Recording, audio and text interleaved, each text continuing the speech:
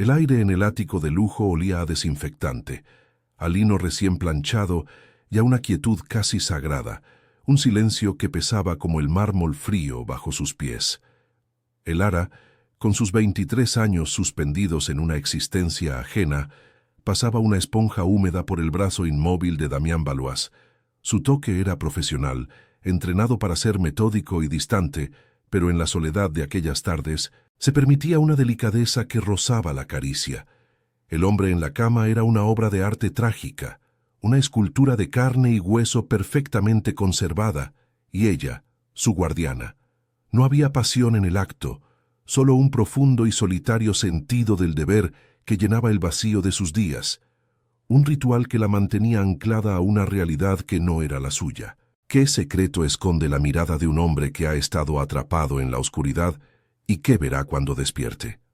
Quédate hasta el final para descubrir la revelación que cambiará sus vidas para siempre, y no olvides suscribirte y comentar qué crees que sucederá. Su verdadero nombre era Elara, aunque en aquel santuario de cristal y acero se sentía más como una sombra, una presencia funcional sin identidad propia. Sus manos, que una vez soñaron con rescatar la belleza oculta bajo el velo del tiempo en los frescos de la Real Academia de Bellas Artes, ahora se dedicaban a una tarea mucho más terrenal y repetitiva. Había abandonado sus estudios, su vocación, para cuidar de su madre enferma, cambiando los pigmentos y los pinceles finos por el olor a antiséptico y la monotonía de los monitores médicos. Cada gesto, cada movimiento calculado para mantener el cuerpo de Damián era un recordatorio constante del arte que había dejado atrás, de la vida vibrante y llena de color que ahora solo podía observar a través de los ventanales que enmarcaban el cielo de Madrid. Su virginidad no era una elección devota ni un estandarte moral, sino una armadura invisible forjada en el fuego de una herida infantil. La imagen de su padre, recogiendo sus cosas en un silencio culpable, mientras su madre se consumía en la cama, se había grabado en su memoria con la precisión de un aguafuerte. Aquel abandono le enseñó una lección brutal y definitiva. La intimidad era el preludio de la aniquilación. Amar, entregarse, significaba ofrecerle a alguien el poder de destruirte, de marcharte y dejar tras de ti un eco de vacío. Por eso, Elara había construido un muro alrededor de su corazón y de su cuerpo, un bastión infranqueable donde el deseo era un enemigo y la vulnerabilidad, una sentencia de muerte.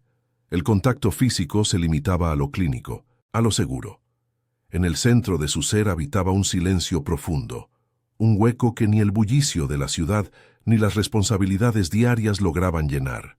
A menudo se quedaba de pie junto a la cristalera del salón, contemplando el fluir incesante de la Castellana. Las luces de los coches eran como ríos de diamantes líquidos. Las personas, siluetas anónimas viviendo historias que ella nunca conocería. Se sentía como una espectadora en un teatro ajeno, separada de la vida real por un cristal tan grueso como impenetrable. Ese ático, su jaula de oro, era a la vez su refugio y su prisión. La protegía del mundo exterior, de las complejidades de las relaciones humanas, pero también la aislaba de cualquier posibilidad de conexión, ahondando la sensación de que su propia vida estaba en pausa, esperando un acto que nunca llegaba. Durante 6 largos meses, su única compañía había sido el cuerpo inerte del hombre conocido en los círculos financieros como el Titán de Silicio. Para el mundo, Damián Valois era un nombre asociado al poder, a la frialdad y a una inteligencia depredadora. Para Elara, sin embargo, era simplemente Damián. Un cuerpo que lavar, una piel que hidratar, un enigma silencioso al que le leía en voz alta los clásicos de la literatura, esperando que las palabras tejieran un puente hacia su conciencia dormida. Había creado una extraña intimidad unilateral, una relación segura en la que ella tenía todo el control. Él no podía ver sus miedos, no podía juzgar su torpeza social, no podía herirla. En su inmovilidad, Damián le ofrecía una paz que ninguna persona consciente le había dado jamás. Esta existencia autoimpuesta era el resultado directo de una lealtad inquebrantable hacia su madre. La enfermedad que consumía a la mujer que le dio la vida se había convertido en una deuda impagable que Elara asumía con una devoción casi masoquista. Cada euro que ganaba en aquel ático silencioso se destinaba a los costosos tratamientos, a las facturas que se acumulaban en la mesa de la cocina de su pequeño apartamento en un barrio obrero. El contraste entre los dos mundos era abismal. El lujo aséptico de la prisión de Damián frente al olor a guiso y a enfermedad de su hogar. Vivía atrapada entre dos realidades, sin pertenecer a ninguna, sacrificando su juventud y sus sueños en el altar del deber familiar, convencida de que no había otra opción posible. Al caer la noche, cuando las luces de Madrid comenzaban a parpadear como estrellas caídas, Elara solía detenerse junto a la cama de Damián. Observaba la subida y bajada rítmica de su pecho, el único signo visible de la vida que persistía en él. En esos momentos de calma absoluta, una extraña sensación de seguridad la invadía. Aquí, en este limbo suspendido sobre la ciudad, estaba a salvo de las expectativas, de los juicios, de la posibilidad de ser abandonada. El hombre que yacía ante ella era su ancla, su propósito y su santuario. No sabía que esa paz era tan frágil como el cristal de los ventanales que la rodeaban y que estaba a punto de hacerse añicos con un simple parpadeo, con el despertar que lo cambiaría absolutamente todo. El viaje de vuelta a casa era un descenso abrupto a través de las capas sociales de Madrid. Elara dejaba atrás el mármol pulido y los ascensores silenciosos del barrio de Salamanca para sumergirse en el estruendo metálico de la línea 1 del metro. El aire cambiaba, se volvía más denso, cargado con el olor a fritura, a perfume barato y a la humanidad apretujada que luchaba por un hueco. Al salir en la estación de su barrio obrero, el paisaje se transformaba en un lienzo de fachadas cansadas y ropa tendida en los balcones como banderas de una rendición cotidiana. Cada paso sobre el asfalto agrietado la alejaba del silencio aséptico del ático y la devolvía a la cruda y ruidosa realidad de su vida, una existencia que se sentía a 1.000.000 de kilómetros del lujo que administraba, pero que no le pertenecía. Su piso, un tercero sin ascensor, la recibía siempre con el mismo abrazo agridulce. Era un espacio pequeño, de paredes finas por las que se colaban las discusiones de los vecinos y el llanto de un bebé. El olor a guiso de su madre se mezclaba con el penetrante aroma a desinfectante, creando una atmósfera que era a la vez hogar y hospital. Los muebles, oscuros y pesados, habían pertenecido a sus abuelos y parecían absorber la poca luz que entraba por la ventana del salón que daba a un patio interior. Sobre la cómoda, una fotografía de su padre, de la época en que la familia aún era un concepto intacto, servía como un recordatorio mudo y doloroso de que todo lo sólido podía desvanecerse en el aire, dejando tras de sí solo el polvo de los recuerdos y la obligación de seguir adelante. Su madre, Adela, pasaba la mayor parte del día postrada en una cama articulada que ocupaba casi todo su dormitorio. Su cuerpo era frágil, pero su mirada conservaba una autoridad inquebrantable. A menudo, mientras Elara le cambiaba las sábanas o le preparaba la medicación, Adela dejaba caer frases que eran como pequeñas piedras lanzadas a un estanque. ¿Y ese hombre no despierta nunca?, preguntaba con una mezcla de curiosidad y desaprobación. La hija de la Puri, la del quinto, se casa en primavera. Un buen chico, con trabajo fijo. No había maldad en sus palabras, solo el peso de una tradición que dictaba que la única vida plena para una mujer era a través del matrimonio y los hijos, una vida que Elara sentía tan ajena como la superficie de Marte. La presión no era solo moral, sino también económica. Sobre la mesa de la cocina, una pila de facturas con membretes de clínicas privadas y farmacias crecía como una mala hierba. Elara las revisaba por la noche, bajo la luz mortecina de un flexo, sintiendo el peso de cada cifra en sus hombros. El sueldo que ganaba cuidando de Damián Valois, aunque generoso, apenas bastaba para cubrir los tratamientos y mantener a flote la economía familiar. Cada euro estaba destinado, cada céntimo tenía un propósito que no era el suyo. Esa deuda era su ancla y su condena, la razón por la que había renunciado a sus pinceles y a sus sueños, cambiando la restauración de la belleza por el mantenimiento de una vida suspendida en el tiempo. El barrio entero parecía un personaje secundario en su drama personal, un coro griego que comentaba cada uno de sus movimientos. Las vecinas, sentadas en los bancos de la plaza, la seguían con la mirada cuando iba a comprar el pan. Sus cuchicheos llegaban a sus oídos como el zumbido de los insectos. La hija de Adela, tan buena, tan sacrificada, decían unas, pero siempre sola, pobrecita, a su edad, susurraban otras. Se sentía observada, juzgada y catalogada dentro de un sistema de valores que no compartía. Era la hija devota, la soltera silenciosa, una figura casi monacal en un mundo que bullía con vidas ordinarias que, a pesar de sus dificultades, parecían tener un guión claro que ella era incapaz de seguir. Su hermana mayor, Sofía, era el espejo en el que todos esperaban que Elara se reflejara. Casada, con 2 hijos y una hipoteca, su vida era un torbellino de rutinas predecibles y pequeñas crisis domésticas. Sus llamadas telefónicas eran un campo de minas emocional. «¿Cuándo vas a empezar a vivir tu vida, hermanita?», le preguntaba con un tono que pretendía ser cariñoso, pero que destilaba una condescendencia afilada. «No puedes pasarte la juventud encerrada entre una enferma y un hombre en coma». Sofía no entendía que su propia vida, con su marido apático y sus sueños olvidados en el fondo de un armario, le parecía a Elara otra forma de prisión, una jaula diferente, quizás más ruidosa y socialmente aceptada, pero una jaula al fin y al cabo. A veces, en la soledad de su habitación, abría una vieja caja de madera que guardaba bajo la cama. Dentro, sus herramientas de restauradora descansaban en un lecho de terciopelo gastado.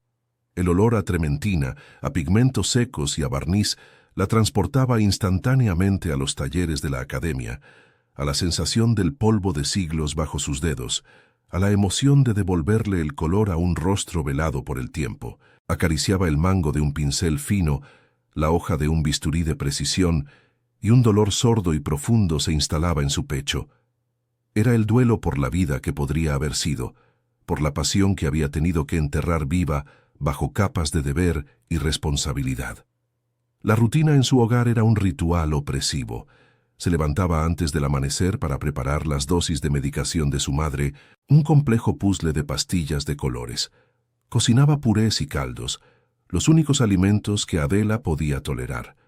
Limpiaba la casa con una meticulosidad casi obsesiva, como si pudiera fregar también la tristeza y la desesperanza que se adherían a las paredes. No había espacio para la espontaneidad, para un café con una amiga o un paseo sin rumbo. Su tiempo estaba compartimentado, cronometrado, dedicado por completo a las necesidades de otros.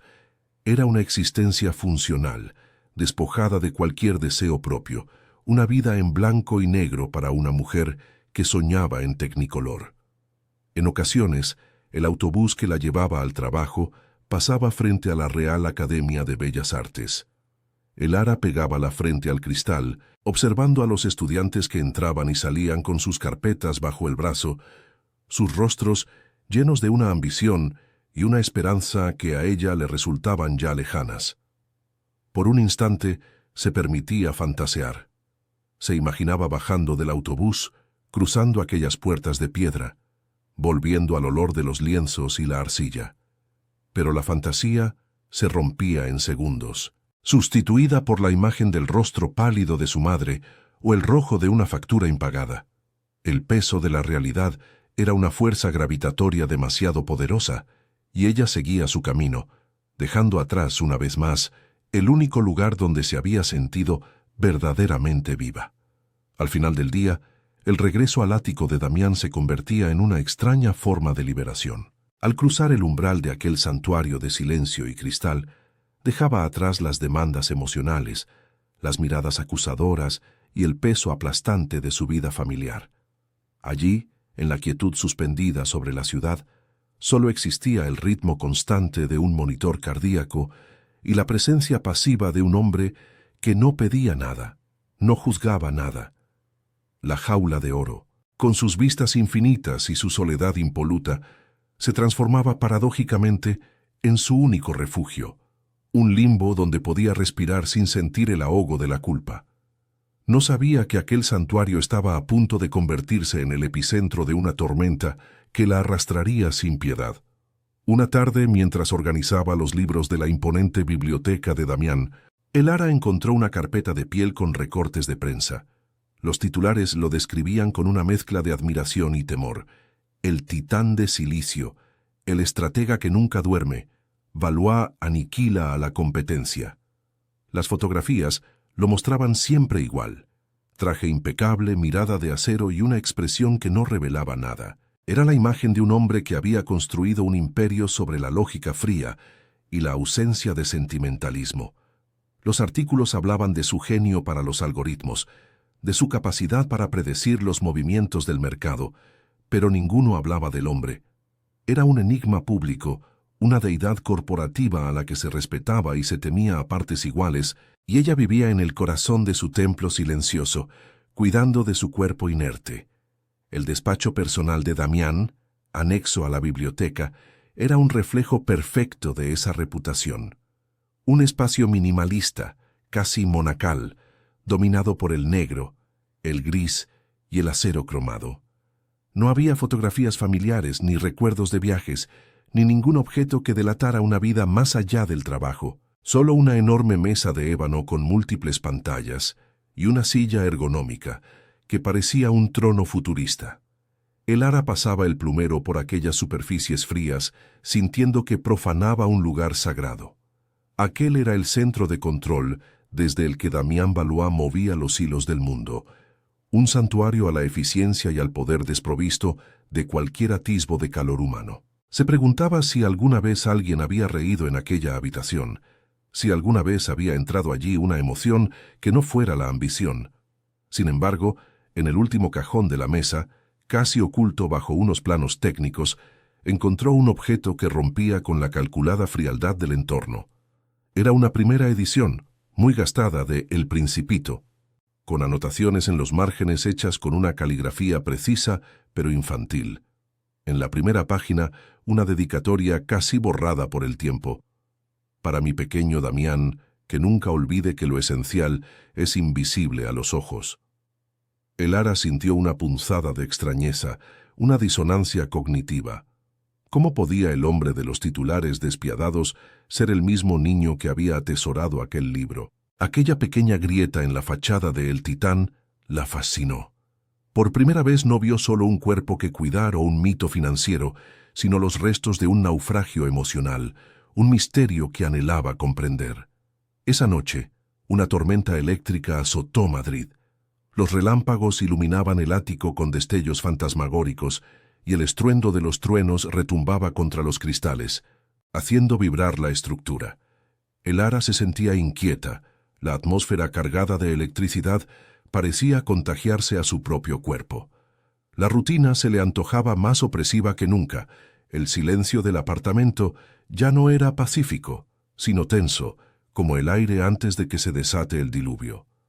Observó a Damián, su rostro sereno e impasible bajo la luz intermitente de los rayos, y sintió un impulso irracional, una necesidad de romper las reglas, de hacer algo que fuera solo para ella, un pequeño acto de afirmación en medio de su vida prestada. La jaula de oro se había vuelto demasiado pequeña y necesitaba desesperadamente una vía de escape, aunque solo fuera por unos minutos. Con el corazón latiéndole con una mezcla de culpa y excitación, se dirigió a la suite principal. El cuarto de baño de Damián era una obra de arte en mármol de Carrara y cristal, con una ducha de lluvia del tamaño de un pequeño armario. Era un territorio prohibido, un santuario de la intimidad del hombre al que cuidaba. Desnudarse allí se sintió como una profanación y una liberación a partes iguales. Dejó que el agua caliente cayera sobre su piel, cerrando los ojos y aspirando el aroma del gel de sándalo y vetiver, un olor masculino y sofisticado que se adhirió a ella como una segunda piel. Por un instante, no era la cuidadora, no era la hija abnegada. Era simplemente una mujer, sintiendo el placer del agua, completamente sola y vulnerable en el corazón del imperio del Titán. Mientras el vapor empañaba los cristales, Creando un velo protector a su alrededor, en la habitación contigua algo cambió. Un parpadeo, lento, casi imperceptible, luego otro. Los ojos de Damián Valois, de un gris tormentoso que Elara nunca había visto, se abrieron a la penumbra.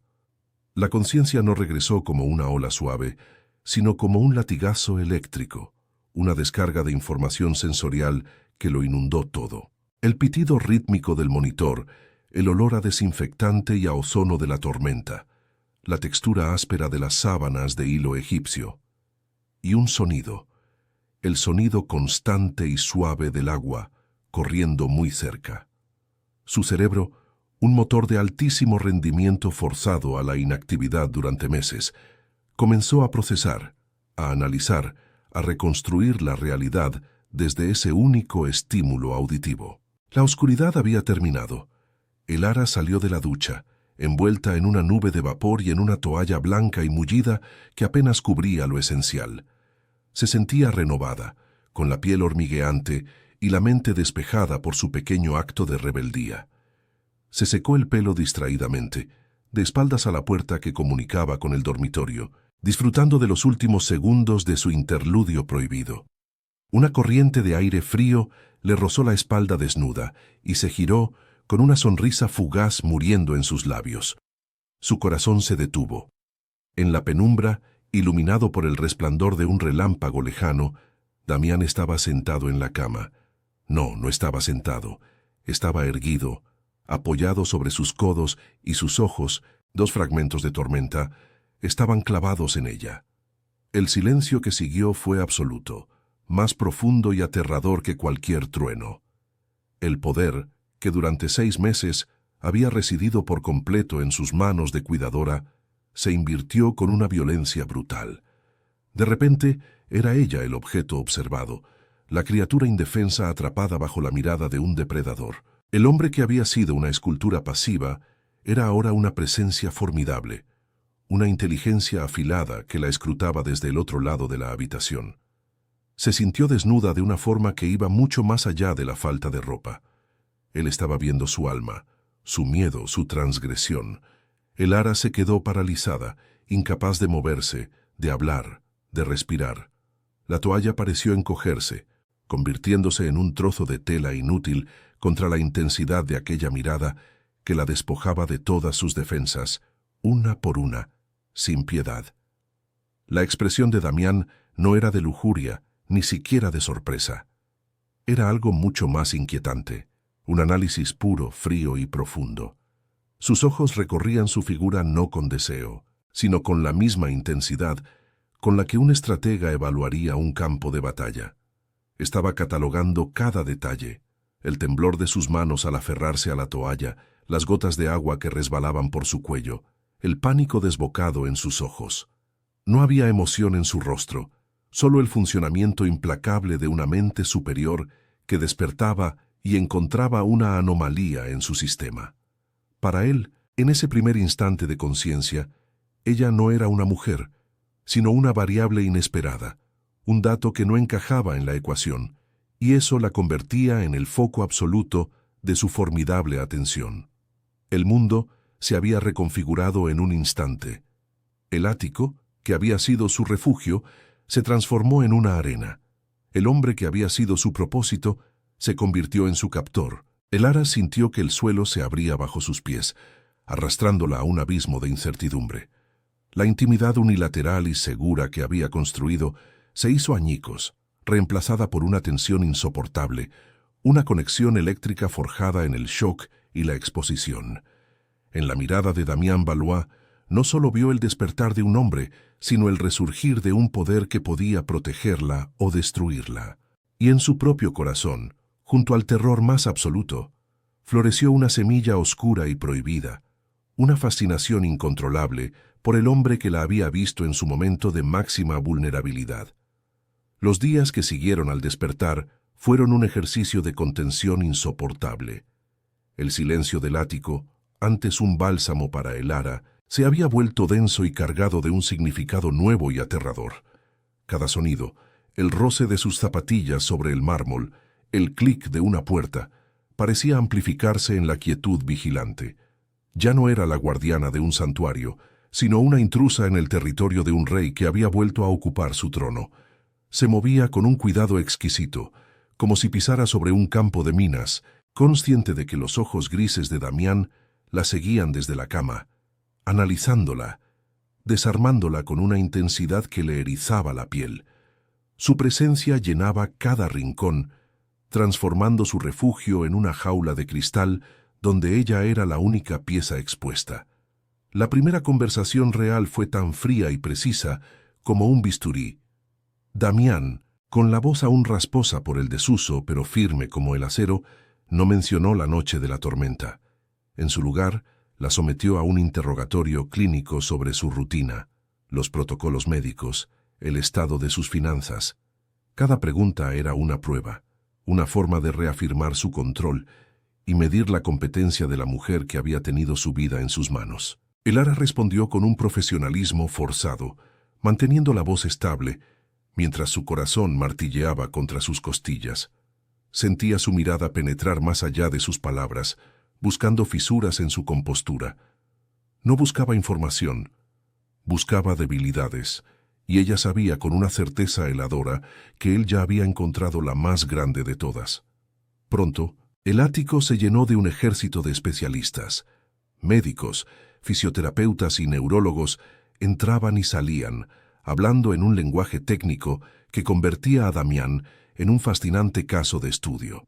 Elara fue relegada a un segundo plano, una sombra que preparaba té y se aseguraba de que las sábanas estuvieran impecables. Sin embargo, en medio del ajetreo, sentía la constante atracción de la mirada de Damián.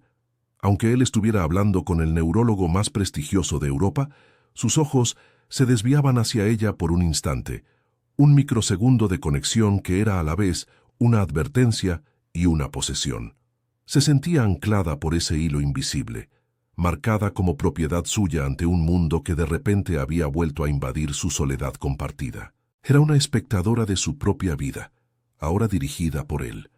Una mañana, con una calma aterradora, Damián convocó a todo el personal. Sentado en una silla de ruedas motorizada que manejaba con una precisión letal, despidió a todos y cada uno de ellos.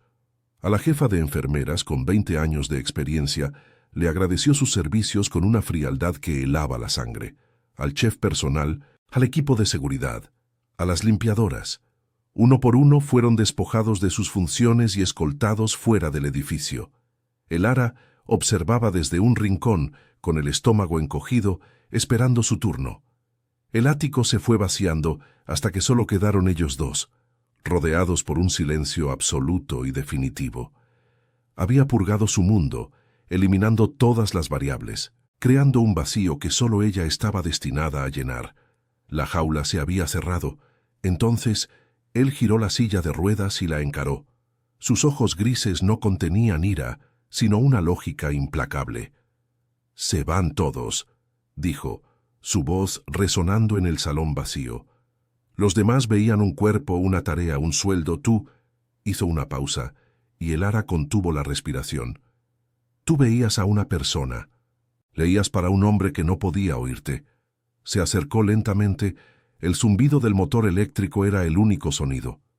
Por eso te quedas. Su mirada se endureció, volviéndose cortante. Pero las reglas han cambiado.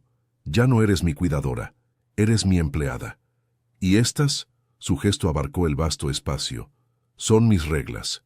La sentencia quedó suspendida en el aire, una mezcla de reconocimiento y amenaza que la dejó sin escapatoria posible. Elara se quedó inmóvil mucho después de que él se retirara a su despacho. El miedo era una corriente helada en sus venas, pero bajo esa capa de pánico, algo más complejo y perturbador comenzó a florecer. No la había despedido, no la había humillado, la había elegido, la había aislado del mundo para mantenerla a su lado. Por primera vez en su vida alguien la veía, no como la hija abnegada ni como la soltera invisible, sino como una pieza esencial en su tablero de ajedrez. Era una forma de atención retorcida y posesiva, pero era atención al fin y al cabo. Una parte de ella, la que había anhelado durante años ser algo más que una función, se sintió extrañamente validada. peligrosamente atraída por la idea de ser indispensable para un hombre como él. La fisioterapia se convirtió en el nuevo campo de batalla. La primera sesión fue una tortura exquisita. Sus manos, que durante meses habían movido sus miembros inertes con una eficiencia clínica, ahora tocaban un cuerpo que respondía. Sentía la tensión de sus músculos bajo la piel, la calidez de su respiración en su cuello cuando se inclinaba para ajustar una articulación. Él permanecía en silencio, pero su conciencia era una presencia abrumadora. Cada roce era una descarga eléctrica. Cada movimiento calculado estaba cargado de una tensión no verbal que era casi insoportable. Ella intentaba concentrarse en las instrucciones del terapeuta, pero todo su ser estaba sintonizado con la respuesta silenciosa del hombre que estaba bajo sus manos. Un hombre que recordaba perfectamente cómo se sentía su piel desnuda bajo el agua. Se obligó a enfocarse en los detalles para no ahogarse en la inmensidad de lo que sentía. El olor de su piel, una mezcla del sándalo de su gel y un aroma masculino y personal que la embriagaba. La fina cicatriz blanca que recorría su antebrazo, un mapa de una historia que desconocía, el modo en que su mandíbula se tensaba cuando ella trabajaba el músculo de su hombro dañado. Su profesionalismo era un escudo frágil contra la avalancha de sensaciones. Estaba redescubriendo su cuerpo al mismo tiempo que él lo hacía, pero para ella, cada descubrimiento era un paso más hacia un territorio emocional del que había jurado mantenerse alejada. La intimidad forzada de aquellos ejercicios era más peligrosa que cualquier conversación, porque el cuerpo no sabía mentir. Los diálogos se convirtieron en un juego de esgrima verbal. Damián disfrutaba poniéndola a prueba con preguntas de doble filo, lanzadas con una calma casual que desmentía su intención. ¿Dormiste bien aquí mientras yo no estaba?, le preguntó una tarde, mientras ella le servía un vaso de agua. La pregunta, aparentemente inocente, llevaba implícita la imagen de ella en su ducha, en su mundo. ¿Cuidaste bien de mis posesiones más valiosas? Sus ojos se clavaron en los de ella, dejando claro que no se refería a los cuadros de la pared. Elara aprendió a responder con una neutralidad estudiada, a devolverle frases vacías que no revelaban nada del torbellino que sentía por dentro. Cada conversación era un baile sobre el filo de una navaja, y ella temía constantemente dar un paso en falso. El conflicto interno de Elara se agudizó hasta convertirse en un dolor físico. La fortaleza que había construido ladrillo a ladrillo durante años se estaba desmoronando bajo el asedio constante de la presencia de Damián. El deseo, esa emoción que había catalogado como un veneno, se filtraba por las grietas de su armadura. Se descubría observando la curva de su boca cuando estaba concentrado, o la fuerza de sus manos al agarrar los brazos de la silla. Anhelaba la misma intensidad de su mirada que tanto la aterrorizaba. Se odiaba por ello, por traicionar el único principio que había guiado su vida, la autoprotección. El hombre que representaba el máximo peligro de aniquilación emocional era el único que la hacía sentirse verdaderamente viva, y esa paradoja la estaba destrozando. Él, por su parte, luchaba una batalla similar, aunque la ocultaba tras una fachada de control absoluto. Se encontró creando pretextos para mantenerla cerca. Le pedía que le leyera, pero no los clásicos que ella elegía antes, sino áridos informes de mercado, observando cómo sus labios daban forma a palabras como apalancamiento y derivados. La observaba moverse por el ático, una presencia silenciosa y grácil que contrastaba violentamente con la brutalidad de su mundo. La pureza y la resistencia que emanaban de ella lo fascinaban y lo irritaban a partes iguales. Era una anomalía en su sistema perfectamente calculado, una variable que no podía controlar y que, contra toda lógica, no quería eliminar. Se estaba involucrando y eso iba en contra de todas sus reglas. Una tarde, mientras ella le ayudaba a pasar de la silla de ruedas a un sillón, él perdió el equilibrio. Por instinto, Elara lo rodeó con sus brazos para sostenerlo, y sus cuerpos quedaron prensados el uno contra el otro.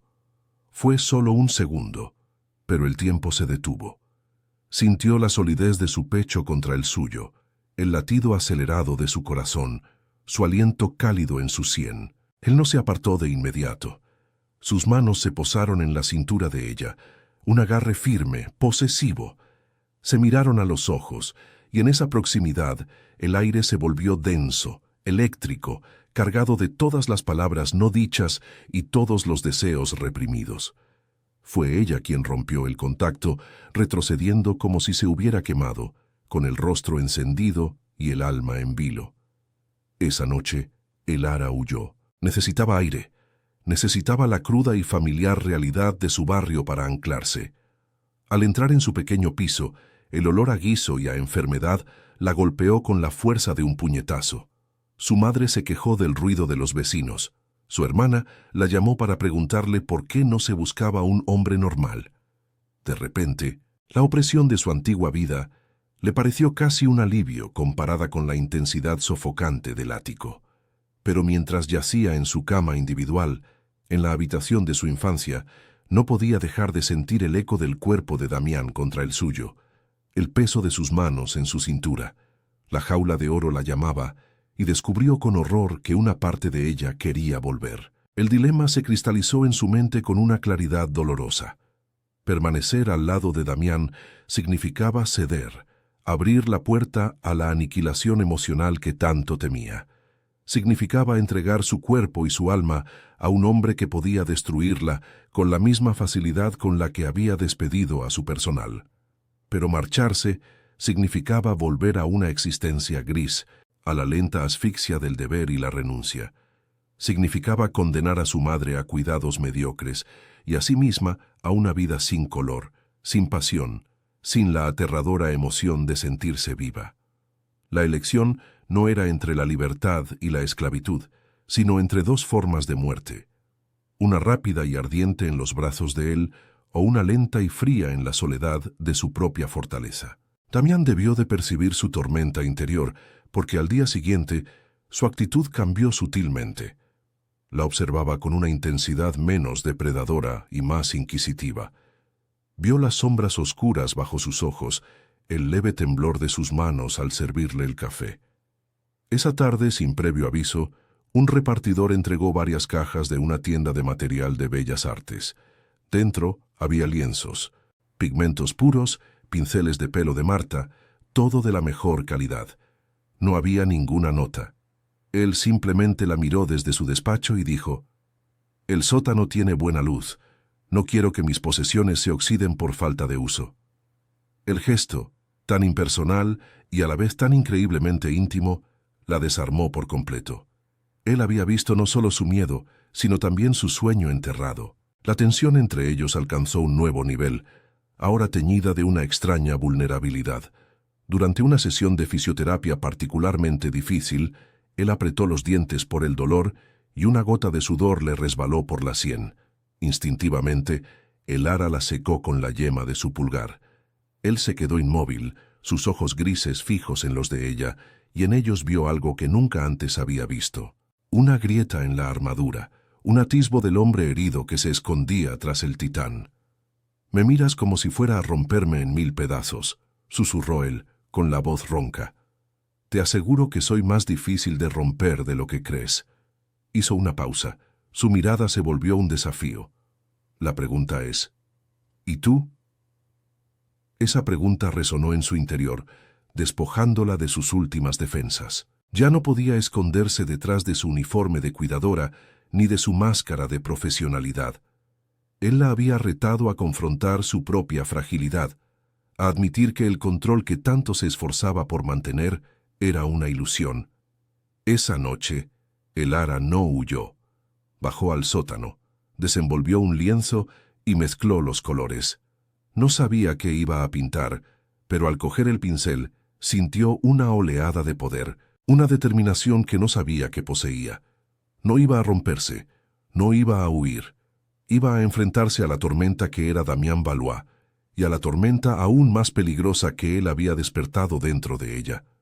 La batalla acababa de empezar, y por primera vez estaba dispuesta a luchar. El estruendo de la música comercial y las risas forzadas del 10º aniversario de su hermana Sofía envolvían a Elara en una cacofonía asfixiante. Se sentía como una pieza de un museo expuesta en un mercadillo, fuera de lugar, observada con una mezcla de lástima y curiosidad por tíos y primos que medían su vida con la vara de la convención. Su madre, sentada a la cabeza de la mesa, le lanzaba miradas que eran a la vez una súplica y una orden. Sonríe, finge que perteneces a este mundo. Cada brindis por la felicidad conyugal, cada anécdota sobre hipotecas y listas de la compra, era un recordatorio de la vida que se esperaba de ella. Una vida que le parecía tan hueca como los globos dorados que decoraban el salón. Entonces, su móvil vibró en el bolsillo, un pulso secreto y discordante en medio de la celebración. El nombre en la pantalla brilló con una autoridad que eclipsó todo lo demás. Damián Valois. No era una llamada, sino un único mensaje de texto, una anomalía en su comunicación estrictamente verbal y jerárquica. Eran solo 3 palabras. No puedo dormir. 3 palabras que demolieron el muro de contención que ella había levantado con tanto esmero.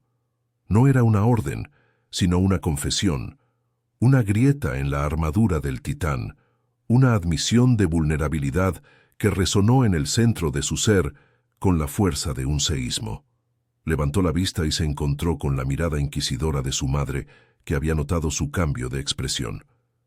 El mundo se dividió en 2, la ruidosa y predecible obligación familiar a su alrededor, y el silencioso y magnético abismo que la llamaba desde el otro lado de la ciudad. Me ha surgido algo del trabajo. Lo siento, tengo que irme. Las palabras salieron de su boca antes de que pudiera pensar en las consecuencias. Una traición flagrante al código no escrito de su familia. El rostro de su hermana se contrajo en una mueca de ofensa. Su madre la fulminó con una mirada que prometía un interrogatorio exhaustivo. Pero a Elara ya no le importaba. Por primera vez en su vida estaba eligiendo el caos sobre el orden, el deseo sobre el deber. Salió de allí casi corriendo, dejando tras de sí un murmullo de desaprobación y el eco de su propio nombre pronunciado como una acusación. El aire frío de la noche en la calle la golpeó como una liberación. El sabor del miedo y la adrenalina en su lengua era el sabor de la vida misma, una vida que por fin sentía que le pertenecía.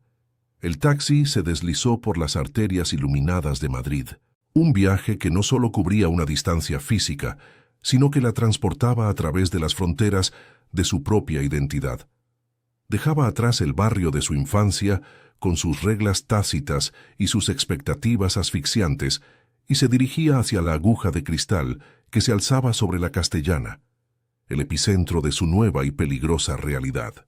Las luces de la ciudad se difuminaban a través de la ventanilla, convirtiéndose en estelas de color que reflejaban la confusión y la determinación que luchaban en su interior.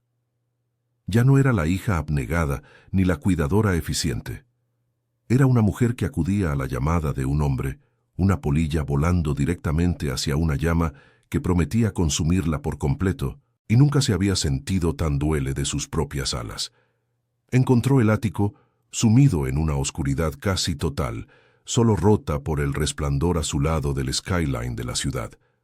El silencio era diferente. No era pacífico, sino denso, cargado de una angustia palpable. Y entonces lo vio. No estaba en la cama ni en su silla de ruedas.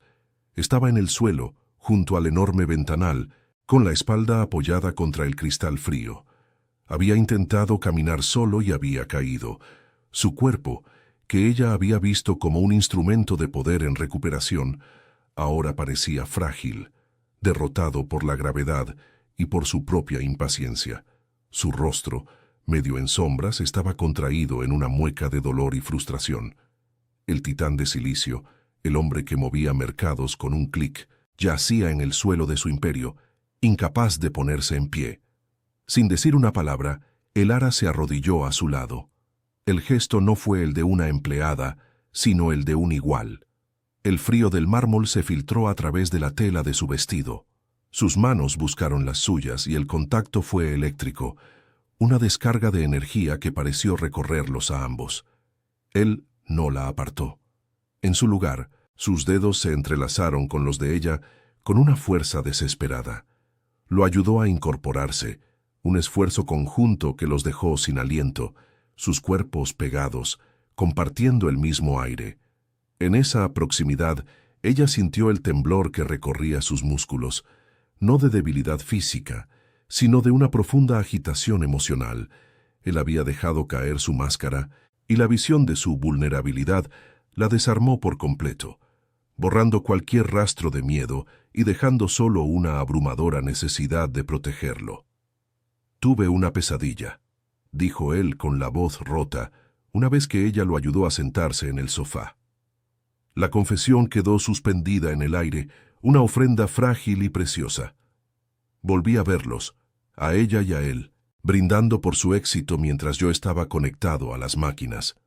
Sus ojos grises, normalmente tan fríos y analíticos, estaban nublados por el dolor de una traición que aún sangraba. Construí un imperio para que nadie pudiera volver a hacerme daño, para tener el control absoluto, y lo perdí todo por confiar en las dos únicas personas a las que dejé entrar. Su mirada se clavó en la de Elara, intensa y desnuda. La vulnerabilidad es un veneno, Elara, y ellos me lo inocularon directamente en el corazón. La honestidad brutal de su confesión derribó la última de las defensas de Elara. Él le había mostrado su herida más profunda, y ella, en un acto de reciprocidad instintiva, le ofreció la suya. «Mi padre se fue cuando mi madre enfermó», susurró, y las palabras sabían a ceniza en su boca. No dijo adiós, simplemente desapareció, porque ella ya no era la mujer fuerte y perfecta con la que se había casado. Aprendí ese día que la intimidad es el arma que le entregas a alguien para que te destruya. Amar es dar permiso para ser abandonada. Por primera vez, no eran Damián Valois, el millonario, y Elara, su empleada. Eran solo dos personas heridas, dos almas que habían construido fortalezas alrededor de sus corazones para protegerse del mismo veneno, reconociendo en el otro el mismo miedo a la aniquilación. Lentamente, como si temiera que ella se desvaneciera, él levantó una mano y acarició su mejilla. Su pulgar trazó la línea de su mandíbula con una ternura que ella nunca habría creído posible en él. Se inclinó hacia ella, y Elara cerró los ojos, no por miedo, sino por una rendición absoluta. El primer contacto de sus labios fue suave, inquisitivo, un roce cargado de todas las dudas y anhelos no expresados. No era un beso de pasión arrolladora, sino algo mucho más profundo, un acto de reconocimiento. Era el sabor salado de las lágrimas no derramadas, la calidez de un refugio encontrado en medio de una tormenta. Luego el beso se profundizó, convirtiéndose en una promesa silenciosa de que, al menos por esa noche, no estaban solos en sus respectivas ruinas. Cuando finalmente se separaron, el aire entre ellos vibraba con una nueva energía. El silencio que volvió a llenar el ático ya no era tenso ni opresivo, estaba lleno de la resonancia de lo que acababa de suceder. Se miraron, y en los ojos del otro vieron el reflejo de su propia alma desnuda. El acto de transgresión no había sido solo el beso, sino la demolición mutua de sus muros. Habían cruzado una línea de la que no había retorno, adentrándose en un territorio desconocido y aterrador, donde el control era una ilusión y la vulnerabilidad la única moneda de cambio. Ya no había reglas, ni contratos, ni jerarquías. Solo dos personas, de pie al borde de un precipicio, unidas por la vertiginosa y aterradora posibilidad de dejarse caer juntas. La verdadera tormenta acababa de comenzar. La luz del amanecer se filtró por los ventanales con una crueldad impoluta, despojando a la noche anterior de su magia oscura y revelando la cruda realidad de la transgresión. Elara se despertó en el sofá, con el cuello rígido y el sabor amargo de la resaca emocional en la boca. El beso, que en la penumbra había parecido un pacto de almas, ahora se sentía como una imprudencia catastrófica. El ático estaba en silencio, pero no era la quietud compartida de antes, sino un vacío denso y cargado de tensión. Damián no estaba a la vista. La puerta de su despacho, que siempre permanecía entreabierta, estaba ahora cerrada herméticamente, una barrera de madera y acero que gritaba rechazo. La intimidad se había evaporado con la oscuridad, dejando tras de sí un frío glacial que calaba más hondo que cualquier tormenta. El puente que habían construido se había derrumbado al primer rayo de sol. Cuando finalmente emergió de su despacho, Damián era otra persona. La vulnerabilidad de la noche había sido reemplazada por una máscara de control impenetrable, más fría y distante que nunca. Vestía un traje impecable, como si se preparara para una batalla corporativa y no para un día de recuperación. Evitaba su mirada, dirigiéndose a ella con un tono neutro y profesional que era más hiriente que cualquier grito. «Prepara el informe de la última semana para los fisioterapeutas», ordenó sin mirarla, mientras sus dedos volaban sobre la pantalla de una tableta. Cada palabra era un ladrillo que reconstruía el muro entre ellos. Estaba borrando activamente lo que había sucedido, relegándola de nuevo al papel de empleada, de una función. El mensaje era claro y brutal. La noche anterior había sido un error, una anomalía en el sistema que ya había sido corregida y archivada. Elara sintió la bofetada de su frialdad como un dolor físico. La culpa, un veneno que conocía bien, se extendió por sus venas, contaminando el recuerdo del beso. ¿Había forzado ella la situación? Se había aprovechado de un momento de debilidad para satisfacer una curiosidad morbosa. Las viejas voces de su inseguridad volvieron con una fuerza arrolladora, acusándola de ser una intrusa que había profanado el santuario de un hombre herido. El calor de sus labios, la desesperación en su agarre, todo se veía ahora a través del filtro de la vergüenza. Había roto su propia regla de oro, la que la había mantenido a salvo durante 23 años. No permitir que nadie se acercara lo suficiente como para poder destruirla. Y ahora, al haber probado la intimidad, el castigo era este silencio aniquilador, esta indiferencia que la borraba por completo. La atmósfera del ático se volvió irrespirable, un veneno invisible que se adhería a sus pulmones. Cada objeto, desde el sofá donde se habían besado, hasta el vaso de agua que él le había pedido con una voz impersonal, era un recordatorio de su fracaso. No podía quedarse allí, no podía soportar ser un fantasma en el escenario de su propia humillación. Sin planificarlo, con un impulso nacido de la pura necesidad de supervivencia, recogió su bolso y la chaqueta que había dejado en el recibidor. No dijo adiós. No había nada que decir. Mientras caminaba hacia el ascensor, sintió la certeza de que él la observaba desde alguna parte, desde la penumbra de su despacho. No hizo nada por detenerla. El sonido metálico de las puertas del ascensor al cerrarse fue el punto final, la sentencia definitiva de su exilio. El regreso a su piso en el barrio obrero fue un descenso a los infiernos de su antigua vida. El olor a fritanga y a lejía, que antes representaba la normalidad, ahora le revolvía el estómago. Su madre la recibió con una mirada afilada que la escrutó de arriba abajo. «¿Qué haces aquí a estas horas? ¿Te han despedido?», preguntó, su voz cargada de una preocupación que sonaba a acusación. Elara se refugió en su pequeña habitación, un santuario de su infancia que ahora le parecía una celda claustrofóbica. Las paredes empapeladas con flores marchitas parecían encogerse a su alrededor. Se tumbó en la cama individual, abrazando una almohada, y el contraste entre las sábanas de hilo egipcio de Damián y el algodón gastado bajo su mejilla fue tan brutal que le arrancó un sollozo seco, sin lágrimas.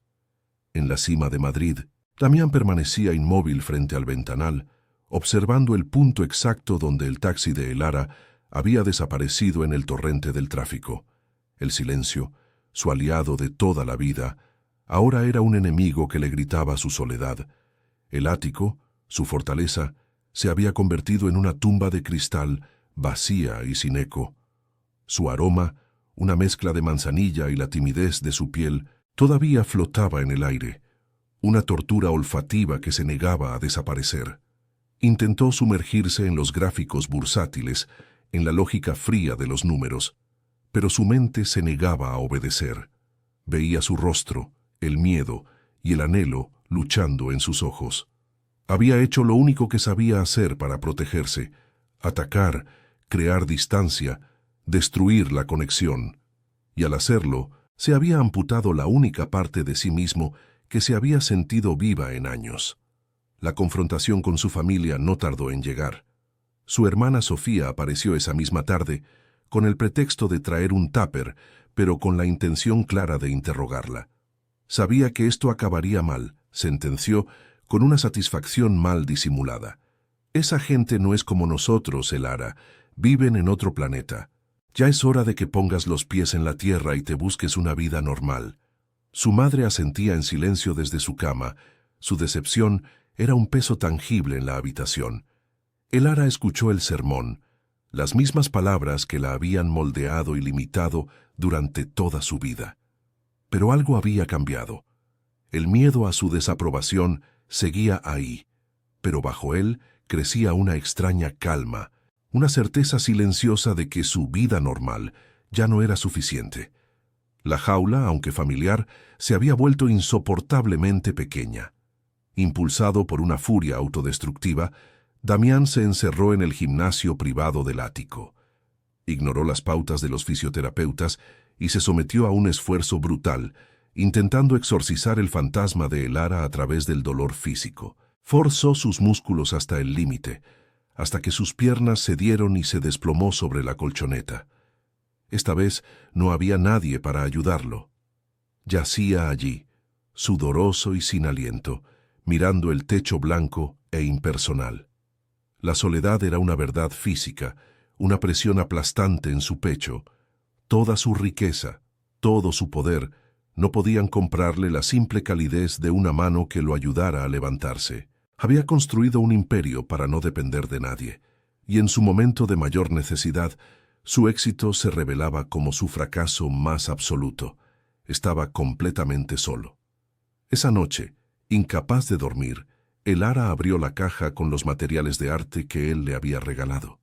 El olor a pigmento y a trementina llenó su pequeña habitación, un aroma de una vida que creía perdida para siempre. Acarició el mango de un pincel de pelo de Marta, un objeto de una calidad que nunca se habría podido permitir. Él no solo la había visto desnuda, había visto su alma, su pasión enterrada. Le había dado las herramientas para reconstruirse. El beso no había sido una simple transgresión, sino el catalizador que había hecho añicos su caparazón. El miedo a ser herida por él seguía siendo una corriente helada bajo su piel, pero por primera vez sintió un miedo aún mayor. El miedo a volver a ser la sombra que era antes, a dejar que esos pinceles se llenaran de polvo. Ambos estaban atrapados en sus respectivas prisiones, separados por kilómetros de asfalto y un abismo de miedo. Damián, en su jaula de oro, enfrentaba la bancarrota de su autosuficiencia. Elara, en su celda familiar, se enfrentaba a la aterradora posibilidad de su propia libertad. La consecuencia de su conexión había sido esta separación brutal, este doloroso aislamiento que los obligaba a confrontar sus verdades más profundas. Él había descubierto que el control absoluto era la soledad más absoluta, y ella había descubierto que la seguridad de su fortaleza era una muerte lenta. La distancia entre ellos era inmensa, pero en su sufrimiento compartido, sin saberlo, estaban más conectados que nunca, ambos de pie en una encrucijada que definiría el resto de sus vidas. ¿Te atreverías a luchar por un amor que te aterra? Suscríbete, dale a like, comparte esta historia y déjanos en los comentarios qué crees que deberían hacer Elara y Damián. Tu opinión es muy importante para nosotros. Pasaron 3 semanas. 3 semanas en las que Elara respiró el olor a trementina como si fuera oxígeno puro. Su pequeña habitación se había transformado en un taller, un santuario caótico donde los colores sangraban sobre paletas improvisadas y los lienzos se apilaban contra la pared. No pintaba paisajes ni retratos, pintaba emociones, manchas violentas de carmesí y negro que representaban la jaula de su antigua vida, rotas por un único y deslumbrante trazo de gris tormenta, un color que era a la vez herida y promesa. No pensaba en Damián, o al menos intentaba no hacerlo, pero él estaba allí, en la densidad de cada pigmento, en la tensión de cada pincelada. Estaba recuperando su alma a través del arte y descubrió con una mezcla de terror y fascinación que su alma ahora tenía el color de sus ojos. No era una cura, era una transmutación. Una tarde de sábado, el murmullo monótono del barrio, el partido de fútbol en la televisión del vecino, los niños gritando en la calle, fue perforado por un sonido anómalo, un ronroneo grave y lujoso que no pertenecía a aquellas aceras agrietadas. Su hermana Sofía, que había venido de visita con su habitual cargamento de reproches velados, se asomó a la ventana con una curiosidad maliciosa. «Parece que alguien se ha equivocado de barrio», comentó con una risa burlona. «Un coche así solo lo he visto en las películas». Pero el ara no se rió. Un escalofrío helado le recorrió la espalda, una premonición tan nítida y dolorosa como un trozo de cristal bajo la piel. Su corazón, que había aprendido a latir a un ritmo tranquilo y creativo, se desbocó, martilleando contra sus costillas con la furia de un pájaro atrapado. Sabía sin necesidad de mirar quién había venido a buscarla, y allí estaba él, apoyado con una estudiada indiferencia contra la carrocería negra y pulida de un coche que parecía una pantera agazapada en medio de una jauría de perros callejeros. Ya no necesitaba la silla de ruedas, pero se ayudaba de un elegante bastón de ébano, un accesorio que, en lugar de denotar debilidad, acentuaba su aura de poder contenido. Vestía un abrigo de cachemir oscuro que contrastaba violentamente con los tendederos de ropa y las fachadas desconchadas. No miraba a los curiosos que empezaban a arremolinarse a una distancia respetuosa. Sus ojos, aquel gris tormenta que ella había estado pintando obsesivamente, estaban fijos en la ventana de su habitación, en el tercer piso. No era una súplica, era una declaración. Había cruzado el abismo que los separaba, abandonando su fortaleza de cristal para adentrarse en la cruda realidad de su mundo. El mundo de Elara se detuvo. Los susurros de su hermana, la mirada atónita de su madre desde el salón, todo se desvaneció en un zumbido sordo. Solo existía él, de pie en su calle, bajo su ventana, la figura solitaria de un rey en el exilio, un hombre que había venido a reclamar algo que había perdido, y en ese instante comprendió la verdad. Él no había ido allí para imponer un contrato o para reafirmar su poder. Había ido porque no podía evitarlo. Había ido porque el silencio en su ático era tan insoportable como el ruido en la vida de ella. Dejó caer el pincel manchando el suelo de madera con una gota de color plata. Sin decir una palabra, sin mirar atrás, salió de la habitación, cruzó el pasillo y comenzó a bajar las escaleras. Cada paso, un eco de una decisión irrevocable que ya había tomado. Se encontraron en medio de la calle, en la tierra de nadie entre su portal y su coche de lujo. El aire estaba cargado de electricidad, de las miradas de los vecinos, del peso de todo lo que había quedado sin decir. Él no se movió. La esperó. Su mirada recorrió su rostro, deteniéndose en las pequeñas manchas de pintura de su mejilla, y por primera vez, Elara vio algo en sus ojos que no era análisis ni posesión, sino una profunda y abrumadora vulnerabilidad. Vio al hombre de la pesadilla, al niño del libro gastado. «El silencio», dijo él, y su voz era más grave, más áspera que en sus recuerdos. «Es un ruido insoportable cuando no estás tú para llenarlo». No era una disculpa, ni una promesa. Era una confesión, la más honesta y desnuda que jamás le habían hecho. Elara no respondió con palabras. Levantó la mano, la que no estaba manchada de pintura, y con la yema de los dedos rozó la fina cicatriz de su antebrazo, aquella que había observado tantas veces durante la fisioterapia. Fue un gesto de aceptación, un reconocimiento de sus heridas mutuas. Él cerró los ojos por un instante, como si aquel simple contacto fuera a la vez un bálsamo y un dolor exquisito. El futuro era un lienzo en blanco, aterrador en su inmensidad, lleno de peligros y viejos fantasmas. Pero ya no era una elección entre dos jaulas, era la posibilidad de pintar juntos una nueva historia, con colores que ninguno de los dos conocía todavía. ¿Serán capaces de sanar sus heridas y construir un amor verdadero a partir de las ruinas de su pasado? Su viaje apenas comienza. Suscríbete para no perderte cómo continúa esta historia. Dale a like si crees en las segundas oportunidades. Comparte con quien sepas que la disfrutará Y déjanos en los comentarios qué final te gustaría para ellos. Tu voz es parte de este relato.